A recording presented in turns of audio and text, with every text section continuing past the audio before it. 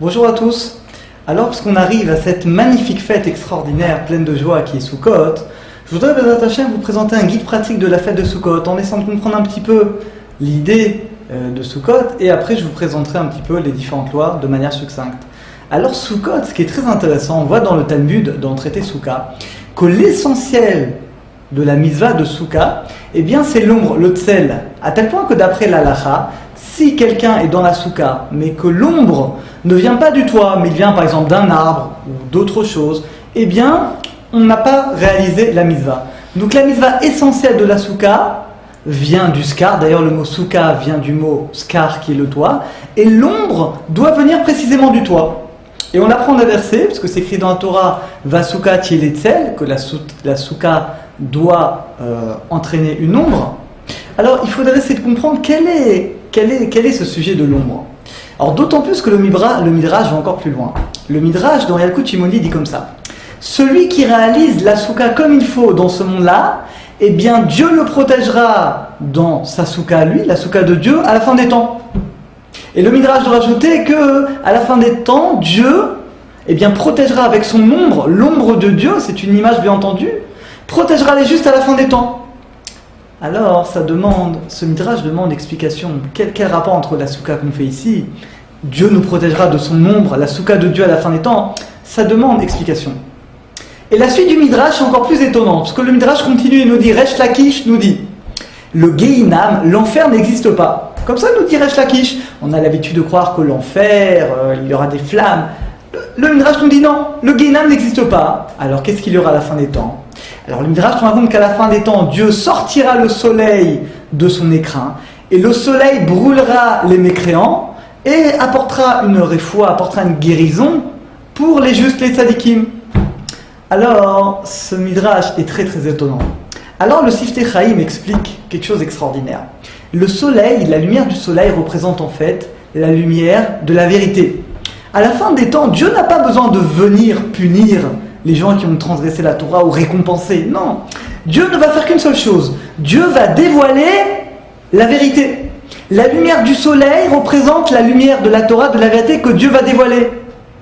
Or, malheureusement, on a tous tendance à se construire des mensonges virtuels, des valeurs virtuelles, des valeurs mensongères. On a tous l'impression, au fond de nous, on sait très bien ce qu'on attend de nous. Chacun connaît son potentiel et chacun sait ce que Dieu attend de lui, ce que chacun attend de lui-même. Mais malheureusement, la vie fait qu'on a l'habitude de se trouver des prétextes, de trouver que la vie est trop difficile, etc., etc. Et finalement, on peut passer à côté du but de notre vie et s'inventer tout un tas de prétextes, tout un tas d'illusions, de valeurs virtuelles. Alors, qu'est-ce que Dieu va faire pour nous montrer la réalité? Il n'a pas besoin de venir nous réprimander. Dieu va faire une seule chose. Il va dévoiler, émettre la vérité. C'est-à-dire que la lumière sera tellement forte que chacun de nous comprendra, face à cette lumière, ce qu'il aurait dû faire et ce qu'il n'a pas fait. Et c'est ça que dit le Midrash. Le soleil brûlera. C'est-à-dire quoi, le soleil brûlera? Chacun de nous contient du mal et du bien. Alors, le mal qu'on aurait pu réparer, ce qu'on aurait pu faire, ce qu'on n'a pas fait, alors ça nous brûlera de l'intérieur. Ça veut dire qu'on ressentira un regret, une honte sur ce qu'on aurait pu faire et ce qu'on n'a pas fait.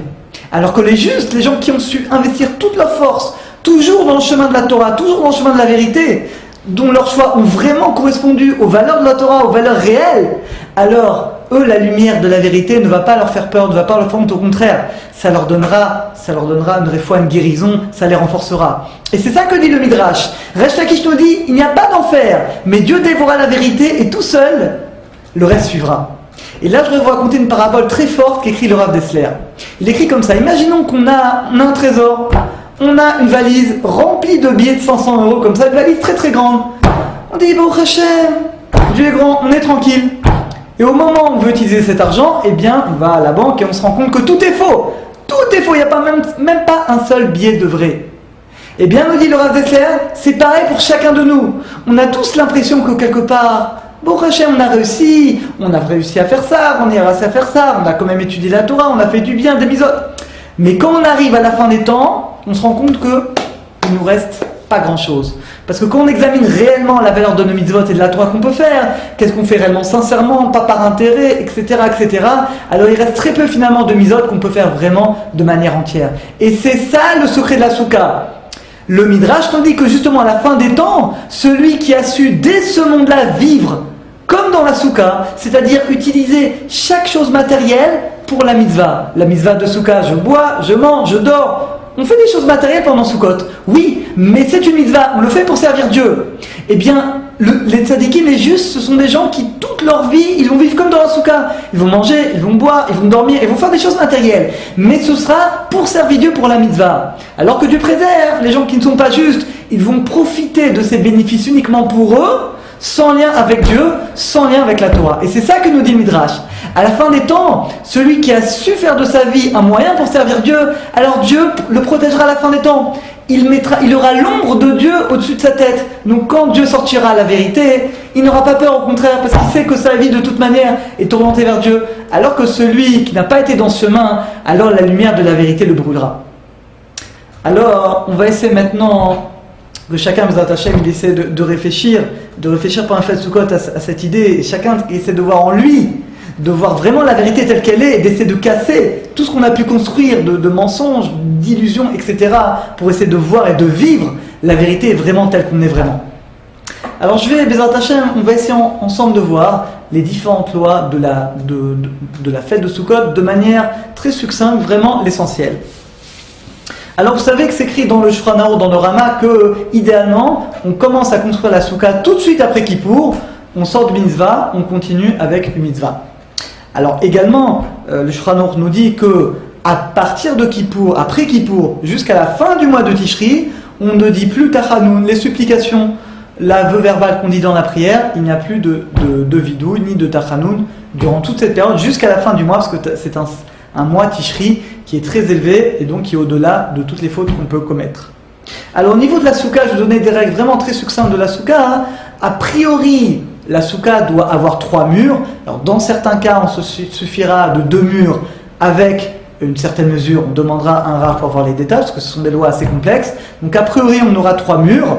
Le mur, on peut le construire de n'importe quelle matière, à condition que ce soit une matière qui est forte, qui résiste au vent. Ça peut être des armoires, ça peut être du mur, peu importe la matière. Alors que le toit, le skar de la soukha, doit uniquement être fait de manière végétale, comme on verra tout à l'heure. Au niveau de la hauteur du mur, a priori, on s'efforce que le mur fasse au moins 1 mètre de hauteur. C'est la mesure qui est impérative pour la halacha. Alors la soukha doit être en mesure de pouvoir tenir 7 jours fixes. La soukha est quelque chose qui doit pouvoir tenir une semaine. On ne peut pas faire la soukha en carton dans des matières où on sait que très bien, dès qu'il y aura un coup de vent, tout tombera, bien évidemment. Alors, si la soukha est faite sur un camion, ou par exemple sur un bateau, vous voyez par exemple beaucoup les Lubavitch qui font des soukhas sur une voiture, la soukha est cachère et on pourra faire la bénédiction, mais uniquement si on prend un repas, comme on va l'expliquer tout à l'heure. Alors, si la soukha s'est effondrée pendant la fête, pendant le Yom Tov, alors on peut demander à un non-juif, on peut aller lui demander de réparer la soukha afin qu'on puisse réaliser la mitzvah pendant la fête de Yom Tov. Alors au niveau du toit, on a dit que le toit de la soukha doit être fait uniquement d'éléments végétaux. En général, c'est plutôt des branchages, des morceaux de bois, ce qui exclut par exemple du métal ou des matières qui ne sont pas faites de choses végétales. Alors on ne peut pas faire la soukha sous un arbre. Il faut faire attention qu'au-dessus de la soukha, il n'est rien du tout. On ne peut pas faire non plus la soukha avec des éléments qui reçoivent l'impureté. Alors c'est principalement des objets en bois, des armoires, des coffres. On ne peut pas faire le toit avec ces éléments puisqu'ils reçoivent l'impureté. On ne peut pas non plus faire la soukha sous un balcon, évidemment, à moins que quelqu'un soit au dernier étage et qu'il n'y ait personne au-dessus de lui. Mais si un balcon dessus, on ne peut pas réaliser la soukha. Et dans une dernière halakha importante, on commence d'abord par les cloisons, les murs, seulement après on mettra le toit. Si quelqu'un ne savait pas, il a commencé par le toit, alors une fois qu'il aura terminé la soukha, il prendra le toit, il le soulèvera, et il le remettra, ça permettra de réparer le fait qu'il n'a pas commencé par les cloisons. Alors vous savez qu'il y a une mitzvah de décorer la soukha, parce qu'il est écrit dans la Torah, Zekeli vanveu, voilà ton Dieu, je veux l'embellir. De là, on apprend qu'on doit avoir des beaux téphilines, un beau talit, une belle souka. Donc, tout Israël a l'habitude de décorer les soukottes avec des guirlandes. On a l'habitude de mettre des photos de rabbanim. Alors, au niveau des guirlandes et de toutes les décorations, on s'efforcera qu'elles soient dans les 32 cm du toit. Si par exemple, vous avez là le toit, vous comptez 32 cm depuis le toit et il faut que les guirlandes soient à l'intérieur des 32 cm. Alors, si par exemple, vous mettez une lampe, en général, une lampe dépasse les 32 cm. Alors, c'est permis, mais il faut faire attention de ne pas manger sous la lampe et de ne pas dormir sous la lampe, parce que dans ce cas-là, on n'aura pas réalisé la mitzvah de la souka.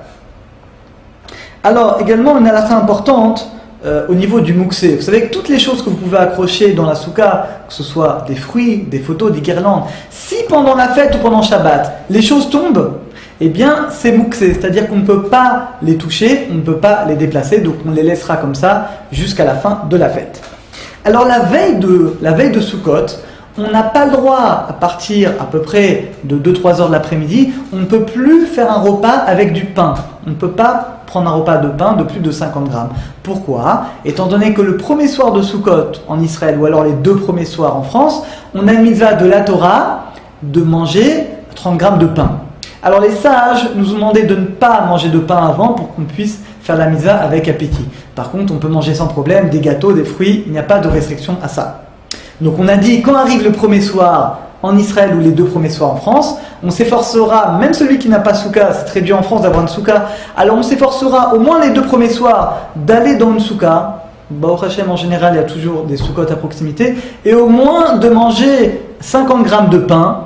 Ça permettra de réaliser la mitzvah de la Torah. C'est une mitzvah de la Torah de manger au moins 30 grammes, mais idéalement 50 grammes de pain sous la souka le premier soir de Sukkot. Alors on essaiera de ne pas s'interrompre, on le mangera en moins de 5 minutes si possible, ou moins de 7 minutes, et on évitera de s'interrompre par des choses inutiles. Alors si jamais il pleut le soir de Sukkot, alors il y a des avis qui disent que le premier soir de Sukkot ou les 2 premiers soirs, on doit quand même manger dans la souka même s'il pleut, mais le Shulchan Aruch n'a pas tranché comme ça, donc on tient la halakha que s'il pleut, on est dispensé de manger dans la souka même le premier jour ou les 2 premiers soirs. Alors maintenant évidemment, si on voit par exemple que la pluie s'arrête, alors on s'efforcera pour faire la mitzvah au moins d'aller manger 30 grammes de pain sous la souka pour avoir réalisé la mitzvah de la Torah. Alors, c'est une halakha importante à mystère ma souka patour. Celui qui a une peine, quelque chose qui le dérange à cause de la souka, il est dispensé de la mitzvah. Si par exemple il fait froid, il pleut, il fait trop chaud, il y a des moustiques, n'importe quoi qui fait que je ne me sens pas à l'aise dans la souka, on est dispensé de la souka et on pourra manger du pain, même du pain, à l'intérieur de la maison. Puisque à mystère ma souka patour, tout celui qui est gêné à cause de la souka est dispensé de la mitzvah. Alors on boit, on mange, on dort dans la souka au maximum. Chaque seconde où on réside dans la souka est une mitzvah, donc on s'efforcera de faire tout, le maximum de choses à l'intérieur de la mitzvah. Si quelqu'un est fragile et très sensible au froid, ou quelqu'un un petit peu malade, ou alors il risque de tomber malade, il n'a pas besoin de dormir dans la souka. Alors, au niveau de la bénédiction et de l'obligation de manger dans la souka, c'est un point important que malheureusement beaucoup de gens se trompent. On a l'obligation de manger dans la souka uniquement quand on mange plus de 50 grammes de pain. Et à ce moment-là, à partir du moment où on mange plus d'un kabetza de 50 grammes de pain, alors on fera la bénédiction, les chefs basouka, et on pourra manger dans la souka. Alors maintenant, si on mange des gâteaux en petite quantité, il n'y a aucune obligation de manger sous la souka, mais si on mange plus de 50 grammes de gâteau, on le mangera dans la souka, mais sans bénédiction. Et si on mange plus de 216 grammes de gâteau, ça peut être la pizza ou tout ce qui est gâteau, alors là on fera comme du pain, on fera netilat yadayim, on fera le motzi, la bénédiction les chefs basouka, et on a l'obligation de manger sous la souka. Alors par contre, pour tout ce qui concerne, on peut manger du riz, du poisson, de la viande, boire, toutes ces choses-là, il n'y a pas d'obligation de manger dans un souka. Celui qui peut le faire, tavo la vracha, il mérite une bénédiction, mais on peut manger tous ces aliments. Même si on en fait son repas, on peut le manger dans la maison. Il n'y a pas d'obligation de manger dans un souka.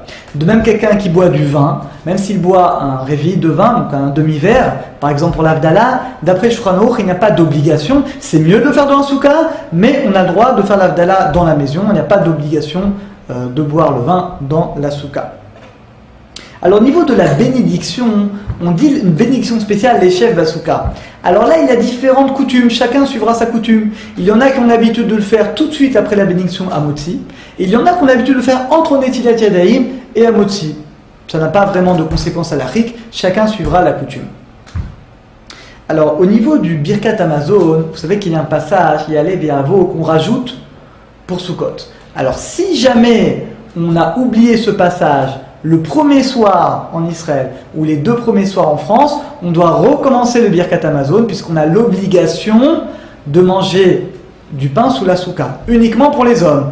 Mais une femme par exemple qui aurait oublié ce passage dans Birkat Hamazon, étant donné que la femme est dispensée de la misa de souka, elle n'a pas besoin de recommencer le Birkat Hamazon. Et pareil, si on oublie ce passage après les 2 jours de Yom Tov, on ne recommence pas le Birkat Hamazon. Alors comme on vient de le dire, la femme et les enfants n'ont pas d'obligation de la mitzvah de Souka, parce que vous savez que la femme est en dehors du temps, et la mitzvah de Souka est une mitzvah qui est dans le temps, parce qu'elle concerne uniquement 7 jours dans l'année.